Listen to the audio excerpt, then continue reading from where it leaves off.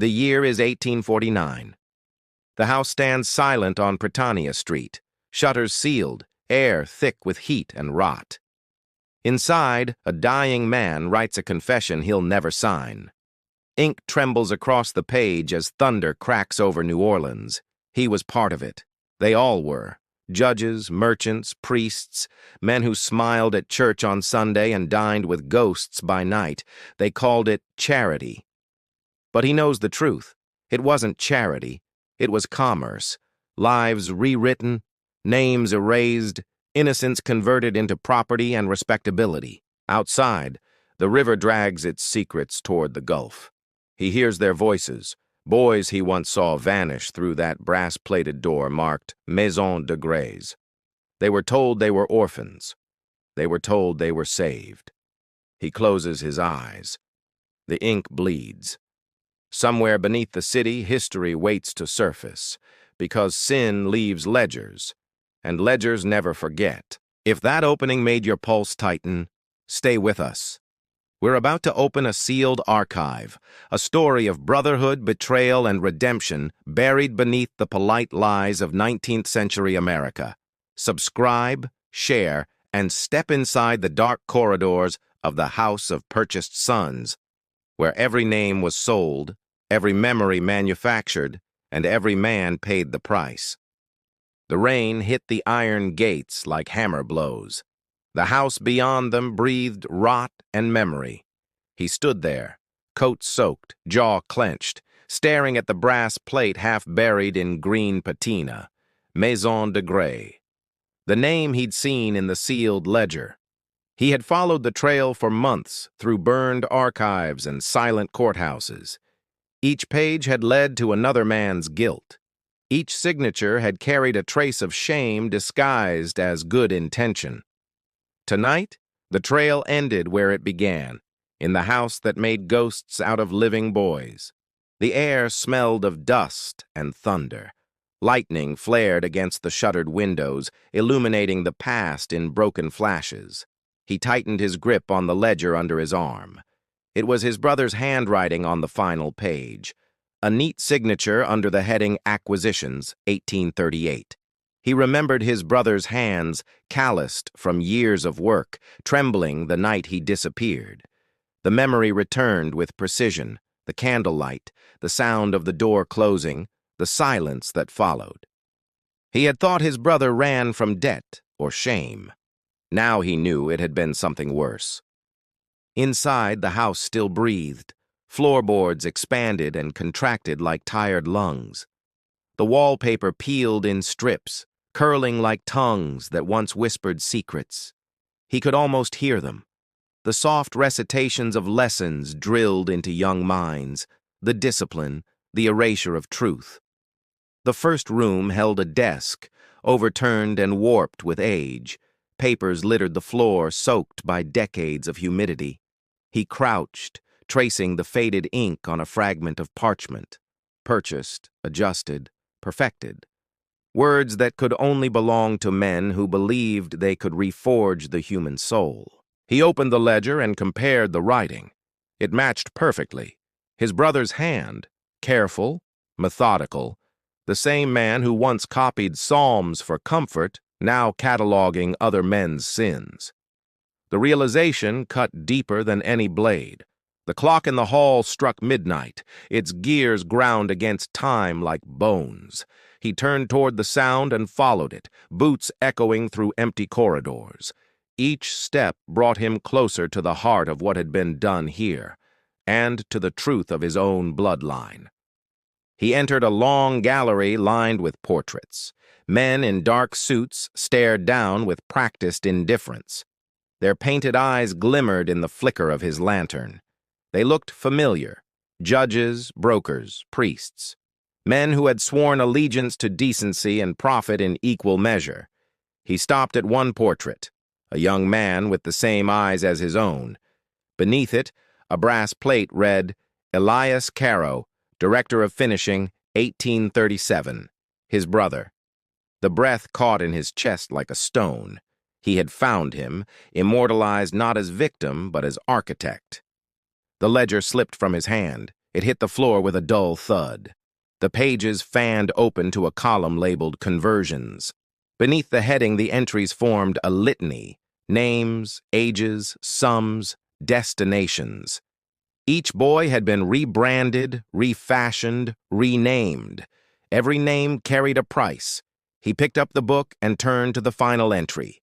Subject 34, origin unrecorded, assigned identity, Marcus Lorne, transferred to Merchant House, Baton Rouge, and there, at the margin, a single note in his brother's hand. This one remembers too much. Lightning cracked. He spun toward the sound of footsteps above him. The house groaned, shedding dust from the rafters. He wasn't alone. He drew his revolver, old, oiled, dependable, and listened. The steps were slow, deliberate, like a man walking through memory. "Elias?" His voice came out rough, half whisper, half prayer. Silence answered. Then another step, then another. He climbed the stairs, each creak of wood a question without mercy.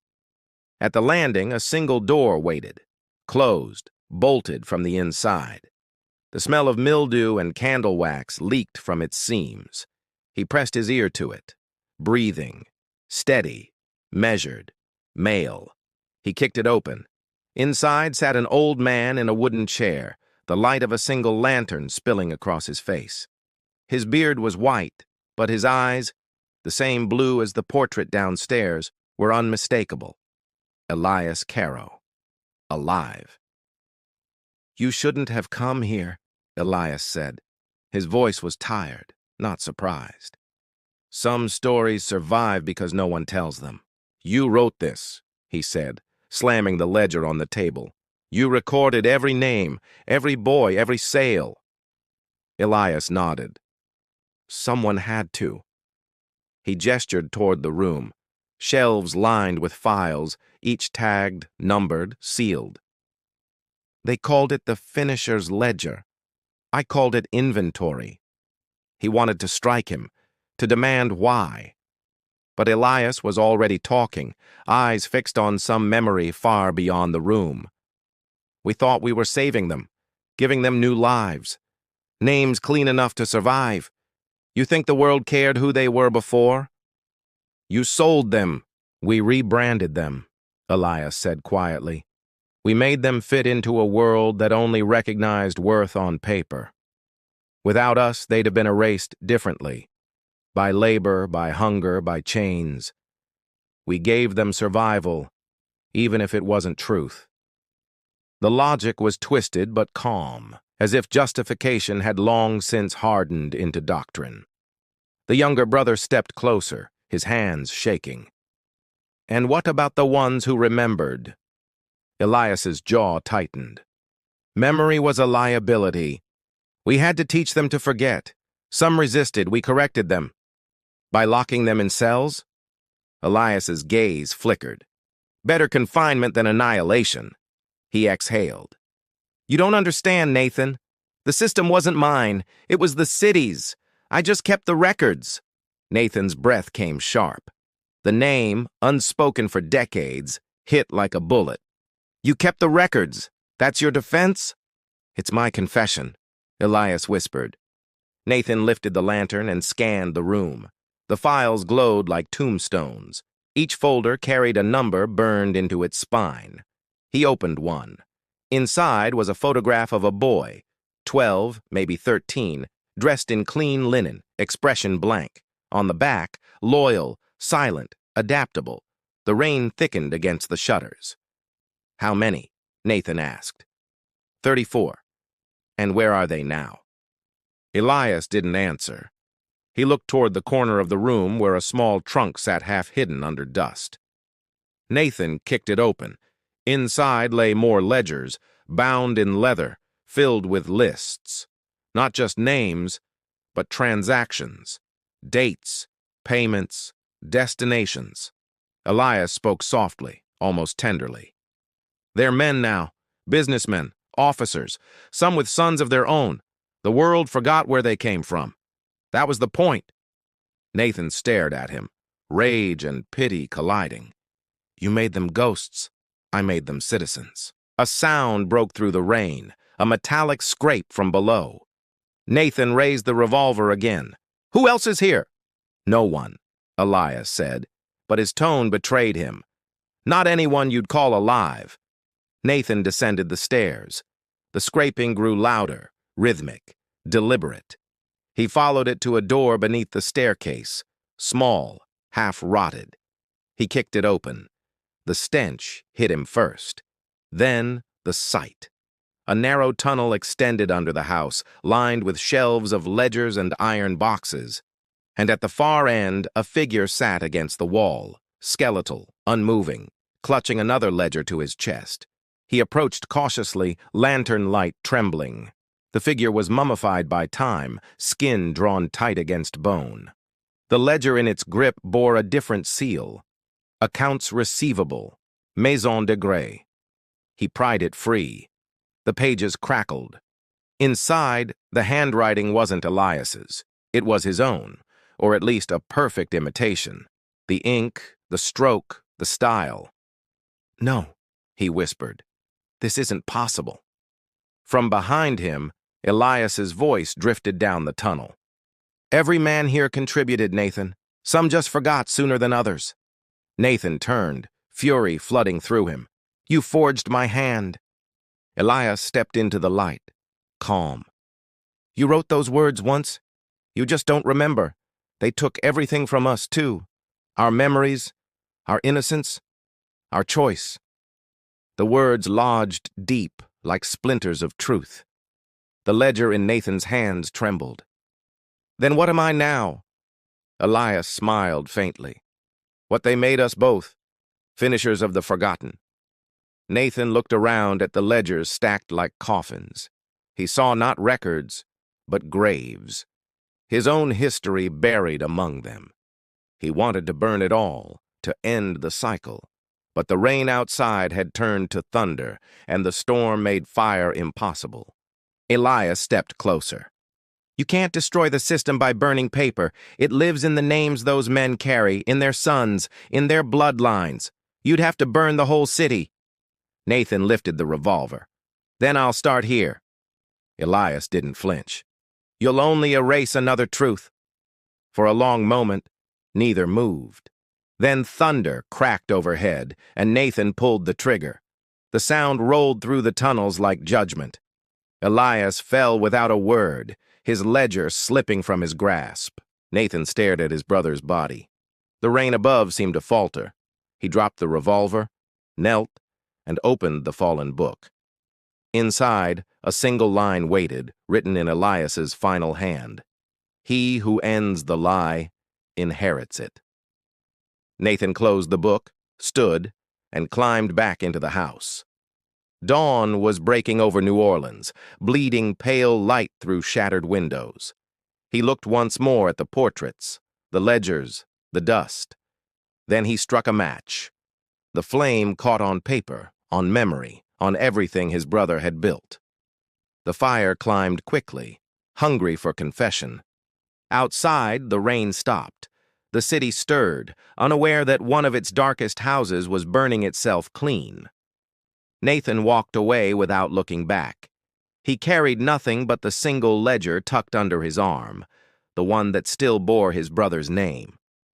As the first sirens echoed across the quarter, he whispered to no one, "Ledgers closed." But deep in the ruins, beneath ash and smoke, one page refused to burn, a signature scrawled in fresh ink, his own name written twice, once as witness, once as debtor. And somewhere far beyond the flames, 34 men stirred in their sleep, dreaming of names they could not remember, and a ledger that had never truly been closed. The smoke still clung to his coat. The memory of flame followed him down every corridor of the city. Nathan Caro walked through New Orleans like a man moving through someone else's dream, hunted by names. He kept the single surviving ledger under lock in his room above a tavern near the docks. At night, he heard whispers in the boards beneath him, the echo of Elias's last words written in the crackle of burning paper. The ledger spoke in numbers, not guilt. Columns of figures replaced confessions. Each transaction led to another man's silence. Nathan traced the ink trails until they formed a map, straight back to the Maison reborn under a different name. They called it the Academy of Refinement. Same walls, same purpose. Different hands now held the keys. A new headmaster, a man named Barrow, had taken over where Elias ended. The ledger called him the Finisher. Nathan joined under false identity. A teacher's post, assistant instructor in manners and heritage. The irony tasted like iron in his mouth. He entered through the same doors his brother had once walked, pretending not to know their history. The boys were silent, dozens of them aged 10 to 16. They moved like clockwork, spoke only when asked, eyes always downcast. Discipline wasn't taught, it was bred. Each word spoken wrong earned a strike invisible to witnesses. Their lessons were meticulous. Reading, writing, accounting, posture, conversation, everything designed to strip origin and replace it with presentation. They weren't learning who they were learning how to disappear in plain sight. Barrow believed in precision. His voice carried calm menace. "A gentleman is a creation," he told the class. "Birth is irrelevant. Demeanor is destiny." The boys repeated it like scripture. Nathan wrote it down in secret, every line a clue. At night, Nathan prowled the halls. Each door had initials carved beside it, no names. He found a locked stairwell descending into stone. The air below smelled of lime and memory. He waited until midnight to explore. Lantern in hand, he crept down. The basement stretched long, lined with rooms that had no windows, desks, chairs, chains. Etched across the wall, faint and uneven, the words, "Forget to survive." He touched them with shaking fingers. A sound came from the far end. A cough, soft and human. He followed it and found a boy sitting in the corner, knees to chest. The boy's head was shaved, his hands bruised. "Name?" Nathan asked. The boy didn't answer. His lips moved without sound, whispering something rhythmic. Nathan leaned closer. "Repeat that." The boy spoke finally, voice thin. "Not allowed names. Only numbers. I was 3. The words carried no emotion. Nathan knelt. "Who taught you that?" The boy pointed upward, eyes blank. "The men upstairs. They say names make you remember. Remembering makes you useless." Nathan felt the room tilt. The system hadn't changed. It had evolved. He left the boy with a promise he couldn't keep and returned upstairs. Barrow was waiting in the hallway, coat buttoned to the throat. "Insomnia?" the man asked calmly. "The house keeps odd hours." Nathan nodded once. "Old walls echo." Barrow smiled thinly. "Walls do not echo, Mr. Lorne. Guilt does." Then he walked away. Nathan watched him go, realizing the man had read his alias from the false identification he carried. Marcus Lorne, name stolen from the ledger. By morning, the boy was gone. His bed stripped, his trunk empty. When Nathan asked, Barrow said only, "3 has graduated." The tone made it sound like burial. The word graduated rang in Nathan's ears like a verdict. The next week brought inspection. Men from the city, dressed in fine coats, arrived to observe. They asked no questions about origins. They watched the boys recite lineage, table etiquette, polite fictions. Every man smiled, every man approved. Nathan watched them leave and realized half of them bore the same surnames as those in Elias's old records. The system had never ended. It had been franchised, each man funding another version of himself, another future without truth. He began copying the Academy's books at night. Every file, every expense, every letter of recommendation. The ink on his fingers became the same color as his brother's shame. He hid the pages beneath a loose floorboard near his bed. One stormy evening, Barrow summoned him to the upper study. The room smelled of tobacco and order. "You've been diligent," Barrow said, pouring whiskey. "But I sense hesitation. Are you loyal to principle or to sentiment?" Nathan met his gaze. "To results."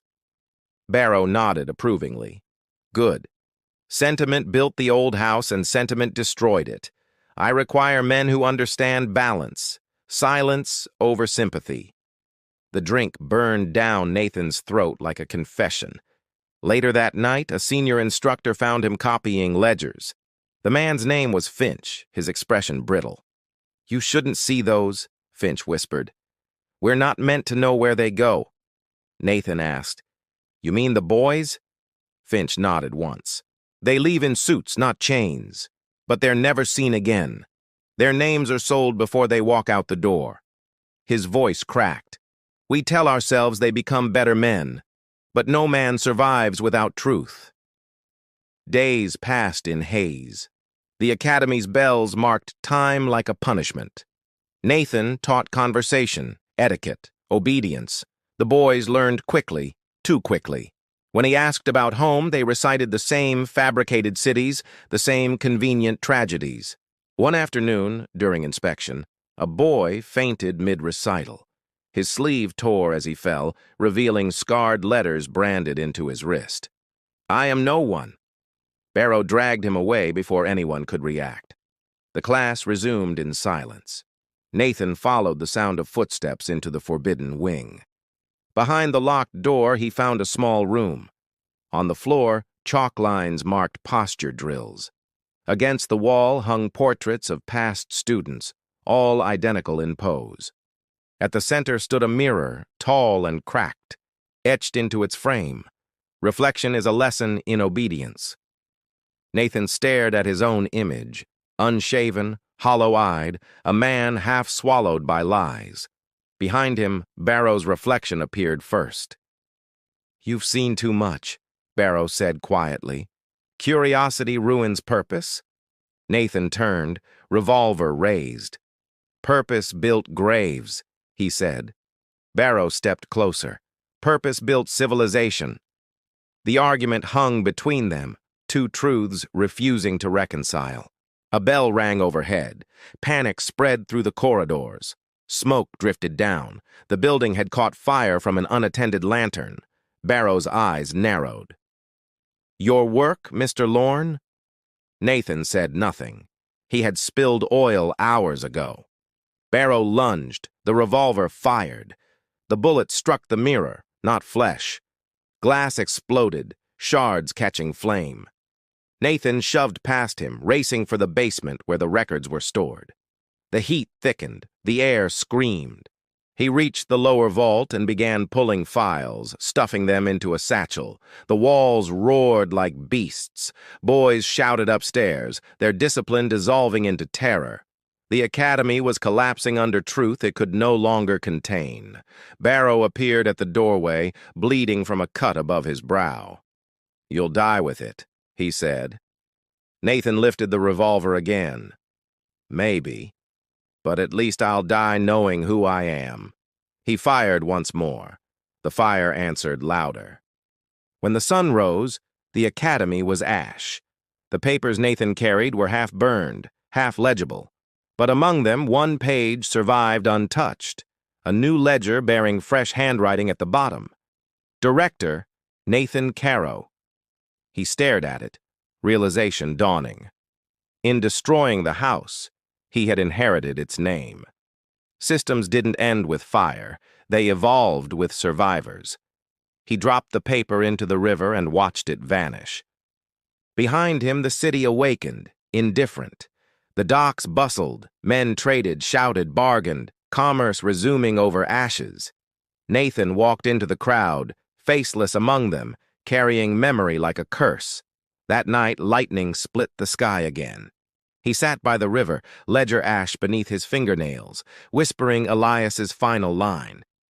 "He who ends the lie inherits it." And in the dark water, reflections shifted like ghosts. He closed his eyes, hearing the echoes of the boys' voices, their recitations of false names carried away by wind. The city swallowed them, just as it had swallowed the truth. Nathan whispered one last vow. No more finishers. No more forgetting. The current took his words. The storm answered with silence. The fire at the academy had become rumor before dawn. By noon, the city spoke in coded whispers. By dusk, the ashes were already history. Nathan Caro vanished among the smoke like a debt erased by flame.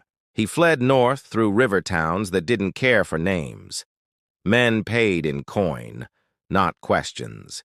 His hands still smelled of burned parchment. Every time he closed his eyes, he saw the boys running, their faces lit by firelight instead of forgiveness. He carried the last fragments of records folded in oilcloth. Some pages bore his brother's script, others his own. Together they formed a scripture of guilt written across 2 generations. He couldn't destroy it, not yet. Weeks passed in mud and silence. The Mississippi dragged him upriver on a merchant barge. The crew called him Teacher because he spoke clean, kept to himself, and carried a revolver that never rusted. He worked the ropes, the crates, the nights. The river became his confessional, wide and indifferent. In every ripple he saw faces, boys renamed, men remade, all swallowed by the current of purpose they never chose. At Vicksburg, he disembarked and walked inland. The hills were dry, dotted with shuttered plantations abandoned after fever took the airs. One estate still breathed faintly, the Harrow House, owned by an ex-judge named Silas Gray. Gray had once funded the academy. Nathan remembered the name from the ledgers, the margin notes about preferred clients.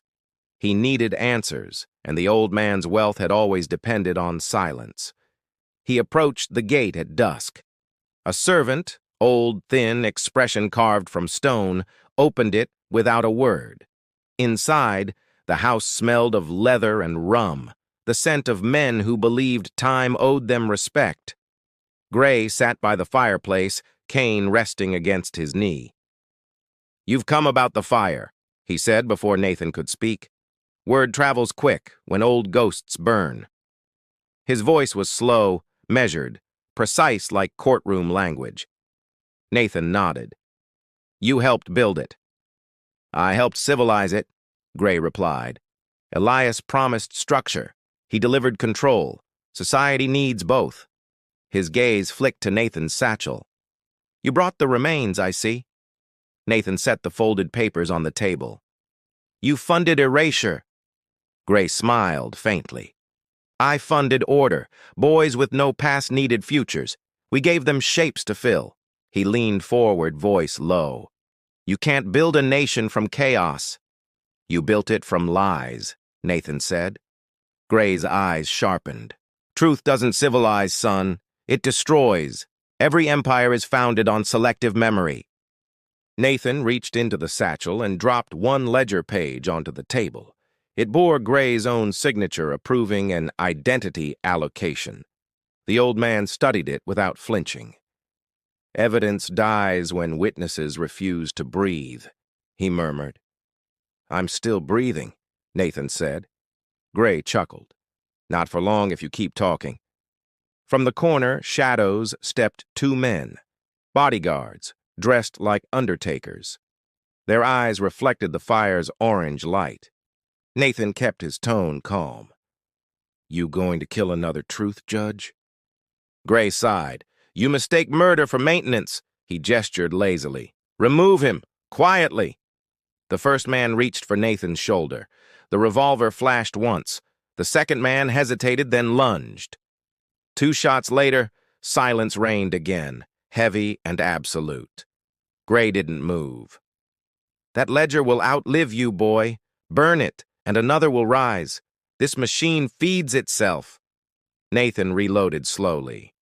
"Then I'll break the gears," Gray smirked. "You'll end up greasing them instead." Nathan fired once more. The sound echoed through the hall like a gavel striking eternity. He left the house without looking back. The river waited, endless and patient. He knew the law would come for him soon, not for murder, but for disruption of the order that protected wealth. At a tavern in Jackson, he met a man named Kellen Dorsey, former clerk from the academy. Kellen recognized him instantly. "You lit the fire," he said, half in awe, half in warning. Nathan didn't deny it. Kellen poured whiskey. "They'll come for you. The ledgers survived in copies. Barrow kept duplicates with the bank. You burned the body, not the soul." Nathan felt the truth settle like lead in his stomach. "Where?" he asked. "Charleston," Kellen said. "Vault 23, under Merchant House Trust." Nathan nodded, left payment, and walked into the rain. The world smelled of mud and consequence. He knew what came next. A journey backward through everything he'd tried to forget. By the time he reached Charleston, the city was dressed in hypocrisy, clean streets above rotting cellars. Merchant House Trust stood proud on Meeting Street, its columns white as denial. He entered as Mr. Caro, investor from New Orleans. The clerk greeted him warmly, unaware of the storm behind his eyes. Money opened vaults faster than honesty. Within an hour, he stood before the steel door marked 23. The air inside was cold, metallic. Shelves lined with boxes stretched into shadow, each one labeled with years, initials, profits. The empire of silence preserved by ink and calculation. He found the copies easily: Elias's hand, Barrow's additions, Gray's approvals. History rewritten by men pretending to be saviors. He opened one box and froze. Inside lay a folded letter addressed to him, to Nathan Caro. "If you're reading this, the system endures. You may burn buildings, but memory adapts. The only end is inheritance. Signed, Elias." The words blurred as anger flooded through him. His brother had planned even this, a final manipulation beyond death. He tore the letter and stuffed it into his pocket. From behind him a door clicked, footsteps, familiar. Kellen Dorsey stepped into the light, revolver raised. "I told them you'd come," he said. "They offered me freedom in exchange." Nathan's heart slowed. Betrayal always came dressed as necessity. "Freedom's just another purchase," he said. Kellen's eyes trembled. "Maybe. But I'm done being someone else's ghost." The gun fired first from Kellen's hand, grazing Nathan's arm. Nathan shot back. Two men, two echoes, both trying to silence the past with thunder. When smoke cleared, Kellen lay still, whispering one last confession. "The bank has more." Nathan leaned against the steel wall, bleeding and exhausted. The vault smelled of blood and paper. He looked at the ledgers one final time and realized they were endless. Copies of copies, lies stacked to the ceiling. He doused the shelf in oil, struck a match, and watched the fire crawl upward. The smoke formed letters in the dark. Names he'd read, men he'd lost, brothers he'd betrayed. The vault became an inferno of memory. He walked out as alarms screamed behind him. Outside, the city bells rang midnight. Rain fell again, hissing against the heat. Charleston burned its silence one ledger at a time. Nathan disappeared into the alleys, wounded but awake. The fire behind him wasn't redemption. It was continuity, the same sin wearing new light. He knew he hadn't ended anything. Somewhere, another vault existed. Another copy. Another man ready to sell obedience for survival. Nathan laughed bitterly, blood mixing with rain. The world didn't need finishers. It needed memory. He limped toward the harbor, the river waiting once more. He whispered to the water like a priest to confession. Not forgiveness, just witness. The current swallowed the words without argument. When dawn came, the smoke over Charleston looked like dawn over any battlefield, gray, rising, endless. Nathan Caro kept walking, one man against the machinery of forgetting, carrying silence like a wound he refused to let heal. The sea mist swallowed Charleston. Nathan Caro stood on the docks at dawn, coat torn, shoulder bandaged, eyes hollow. The city behind him still smoldered, its smoke curling like confessions too heavy for heaven. He watched the tide climb over pilings blackened by soot. Every wave carried whispers of men who drowned in the machinery of commerce. The world called it progress. He knew its true name was memory rewritten. A fisherman offered him passage south. No questions. Nathan nodded, paid in silver that wasn't his, and stepped aboard. The boat pushed away from the burning coast like an exile escaping a sermon. For 3 days they rode silence. Storms passed over in sheets, rain slicing like pen strokes through confession. Nathan sat beneath the deck, holding the only surviving scrap of his brother's letter. The end is inheritance. He thought of Elias buried in fire, of Gray shot beneath portraits of law, of Barrow consumed by smoke, of Kellen gasping in betrayal. The circle always closed. The ledger balanced itself with blood and guilt. On the 4th morning, the boat reached a marsh settlement, small, quiet, unseen by maps. Men worked the docks with eyes that didn't meet strangers. Nathan found a room above a shuttered warehouse and slept through daylight.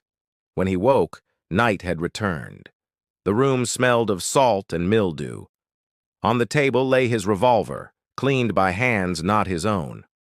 A note beside it read simply, "We know who you are." He stepped into the corridor, every board groaning underfoot. A door creaked open at the far end. A man stepped out, tall, bearded, coat frayed, but eyes sharp. "You lit Charleston," he said. Nathan stayed still. "Depends who's asking." The man smiled without humor. "A witness, a collector of debts unpaid." He tossed something across the floor, a burned coin bearing the Academy's crest. "You killed Barrow. That makes you one of us now." Nathan frowned. "There is no us." The man shook his head. "There always is. You think the system died with fire? It moved here. We train differently now. Men teaching men to forget in other ways." They walked through the fog toward an old brick hall at the edge of the marsh. Inside, lamplight revealed rows of desks, ledgers stacked high, young clerks bent over them, each one silent, mechanical, obedient. "These boys were born from famine, prison, war," the stranger said. "We give them new beginnings. Same trade, different century." He smiled faintly. "You should approve. You started it." Nathan's jaw clenched. "I ended it." "Ended one version," the man replied. "We are the next." He handed Nathan a folder labeled Director's Appointment. Inside, blank lines waited for his signature. "You'll bring discipline. The investors respect your record."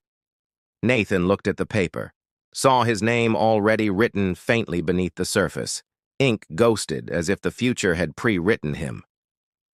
"You don't need me," he said quietly.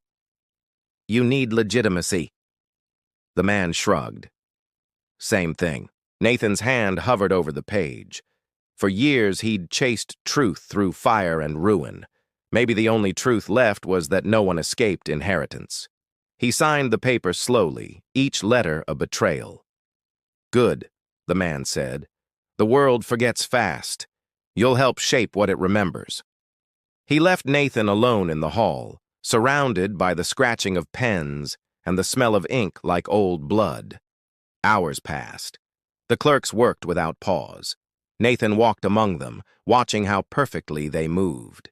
Each one recited figures under his breath, like prayers to order. Every page added weight to the world's silence. He opened a ledger at random. Inside were names, familiar, recent, impossible. Men he had met on the barge, the fishermen, even Kellen, all dead, all listed as reassigned. The ink was still wet. The door behind him opened again. The stranger returned carrying a lantern. "Every generation refines the last," he said. "Your brother cataloged lives. We catalog souls." He set the lantern down beside Nathan's chair. Nathan stared at the flame. "And when there's nothing left to record?" The man smiled. "Then we start over. Purity requires repetition." Nathan reached for the lantern, lifted it, and poured the oil across the ledgers. The stranger didn't stop him. Perhaps he understood. Perhaps he was tired. The flame caught like memory remembering itself. The clerks didn't scream. They simply watched as pages curled, ink boiled, air filled with heat and history. Nathan felt the fire climb inside him. Redemption didn't live here, only reckoning. Smoke filled the rafters. The stranger stepped close, face half lit. "You'll die the same as your brother." Nathan met his eyes. "Then he won't be alone." He threw the lantern into the heart of the room. The explosion of glass and oil became a single roaring note. Ledgers burned, walls split, the ceiling collapsed under the weight of confession. He dragged one clerk through the doorway, coughing, half blind. The boy clutched a half-charred page. Nathan looked down. It bore only one word left legible: witness. They stumbled into the marsh as the hall collapsed behind them. Fire turned the fog to amber. The boy wept, voice cracking for the first time. "What do we do now?" Nathan handed him the revolver. "Remember." The boy stared at it, then at the flames. "Who am I?" Nathan's voice was soft. "Whoever you choose before they name you." The boy ran into the darkness. Nathan turned back toward the burning hall. The reflection danced across the water like scripture rewritten in light. He whispered his brother's name once, not for forgiveness, but for closure. The flames reached the sky. Somewhere far away, bells rang, alarms cried, men shouted. Civilization would rebuild before morning. Systems always did. But for this moment, silence belonged to him. He knelt at the water's edge, dipped his bleeding hand into the current, and wrote a single word across the mud: end. Then he stood and walked until dawn dissolved the smoke into daylight. By sunrise, only ruins remained. The marsh steamed, blackened, and quiet. The world would record another accident, another unfortunate fire. History would tidy the story, the way it always did. Nathan Caro disappeared beyond the tide line, a man without records, without brothers, without debt. The river accepted him like one final confession. No ledger, no name, no inheritance left to claim. Behind him, the ashes cooled. The last page of a ledger drifted through the air, charred but legible. The wind turned it over once before sinking it into the mud. The word still visible: remember.